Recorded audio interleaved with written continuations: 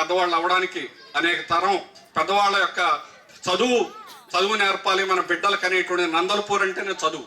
చుట్టూ ఆనాడు తాలూకాగా ఉన్నటువంటి తాలూకాలో నందలపూర్కి అట్లాంటి ప్రశస్తి అనేటువంటిది ఉన్నది. అందుకనే నందలపూరు మేము పుట్టిన అంటే ఇక్కడ పుట్టినా ఈరోజు ఎక్కడ మెట్టినా ఎక్కడున్నప్పటికీ కూడా పుట్టిన ఊరికి మెట్టిన ఊరికి కూడా ఆడవాళ్ళు ఎలాగైతే మంచివాళ్ళు కావాలని పుట్టిన ఊర్లో మెట్టిన ఊర్లు అంటామో అట్లా కూడా మేము ఇక్కడ పుట్టినా ఎక్కడున్నా కూడా ఈ గ్రామానికి మంచి పేరు తీసుకొచ్చేటట్టుగా తప్పకుండా మీ జీవితాంతం వరకు కూడా అట్లాగే ఉంటాం.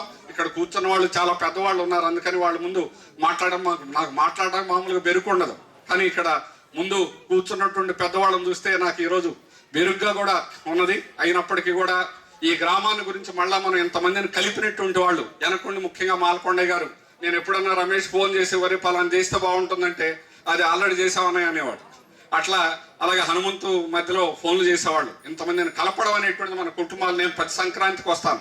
మా మిస్సెస్ చనిపోయినటువంటి సంవత్సరం, అట్లాగే నాకు యాక్సిడెంట్ అయిన ఒక సంవత్సరం, అట్లా మొత్తం 4-5 సంవత్సరాలు తప్ప 50 ఏళ్ళలో ప్రతి సంవత్సరం నేను సంక్రాంతికి వచ్చి అందరినీ ఒకసారి కలిసి ఈ వీధి నుంచి ఆ వీధికి.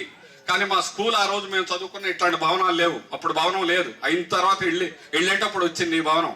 అప్పుడు పిల్లని పెట్టినట్టు ప్రతి సంవత్సరం ఒక్కొక్క కొస్తారు. అట్లాగే బల్లలు లేవు, ఆ రోజు చాపలు కూడా లేవు, కింద కూర్చొని చదువుకున్నాం. అలాగే బ్లాక్ బోర్డులు కూడా లేవు.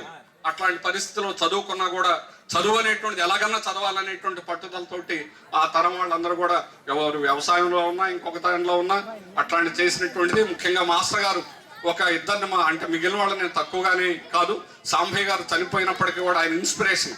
ఆయన యొక్క 3 గంటలకు లేపి వ్యాయామం చేయించేవారు.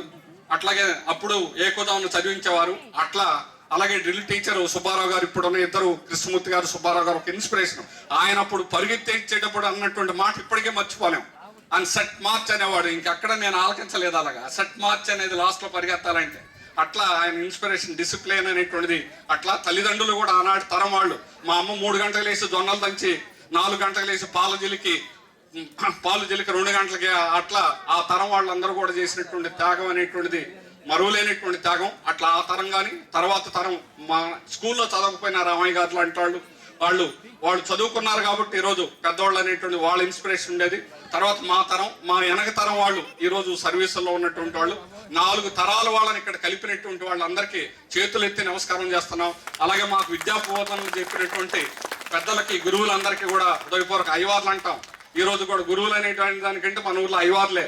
అందుకని అయ్యవార్లందరికీ కూడా ప్రత్యేకంగా ధన్యవాదాలు తెలియజేస్తా ఉన్నాం. మిమ్మల్ని ఎప్పుడు జీవితంలో మాత్రం మీ దగ్గర చదువుకున్నటువంటి వాళ్ళంగా ఎప్పుడు మర్చిపోవని చెప్పేసి మనవి చేస్తూ, అట్లాగే తర్వాత తరాల వాళ్ళు కూడా ఇక్కడ పనిచేసిన ప్రతి ఒక్కరికి కూడా తర్వాత ఈ స్కూల్ భవిష్యత్తు కోసం కూడా తప్పకుండా మనం గుర్తుంచుకొని ఇట్లా కలవడం అనేటువంటిదే కాకుండా తర్వాత కూడా అవకాశం ఉంటే 50 సంవత్సరాలు కలవడం. కొంతమందిని మొహాలు గుర్తు, కొంతమందితో పరిచయాలు ఉన్నా కలుస్తా ఉన్నా ఇంకా కలవనటువంటి వాడు. రమణారెడ్డి నాకు ఫోన్ చేస్తున్నాడు, కానీ ఆయన లావుగా ఉండేవాడు, అప్పుడు పీక్కుపోయాడు. మాల్కొండారెడ్డి ఆయన పోస్టులో అయిన వెంటనే సర్వీస్ లో చేరిపోయాడు పోస్టులో. ఇట్లాంటి వాళ్ళు అలాగే ఉన్నంకోటే వాడు. నేను ఏదో మీటింగ్కి వస్తే పోయిన సంవత్సరం విజయవాడలో వచ్చి అక్కడ కలిశాడు. ఇట్లా కొంతమందిని కలుస్తున్నా కానీ ఈ రకంగా కలయిక అనేటువంటిది మాత్రం అపూర్వమైనటువంటిది, జీవితంలో మర్చిపోలేనటువంటిది. ఈ ఘట్టాన్ని కల్పించినటువంటి ఆహ్వాన సంఘం ఏర్పాటు చేసిన ప్రతి ఒక్కరికి హృదయపూర్వకమైన ధన్యవాదాలు మా బ్యాచ్ అందరి తరఫున కూడా తెలియజేస్తూ నాకు అవకాశం కల్పించినందుకు ఇంతటితో ముగిస్తాను.